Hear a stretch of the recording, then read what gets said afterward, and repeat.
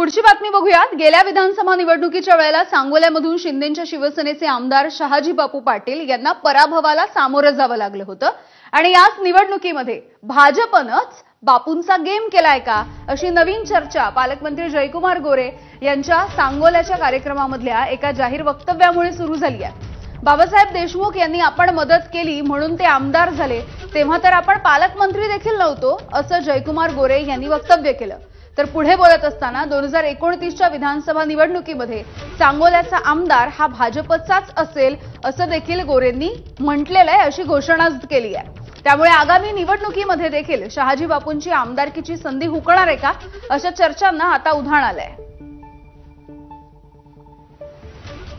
कोणतरी म्हणलं जयकुमार गोरे आता पालकमंत्री किती दिवस आहे आणि त्याची टर्म संपल्यावर पुन्हा काय करणार। त्यांना सांगायचंय तुम्ही आमदार होताना जेव्हा जयकुमार गोरेनं मदत केली म्हणून आमदार झाला, तेव्हा जयकुमार गोरे पालकमंत्री नव्हता।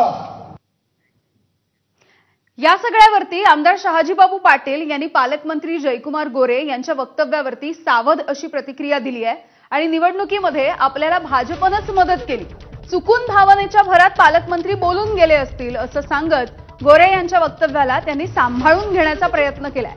गेल्या निवडणुकीमध्ये आपला पराभव आजारपणामुळे झाला, मात्र 2029 मध्ये सांगोल्याची जागा शिवसेनेकडेच राहील आणि शिवसेनेचाच आमदार होईल असं सांगत पालकमंत्री गोरे यांचं वक्तव्य त्यांनी खोडून काढलंय।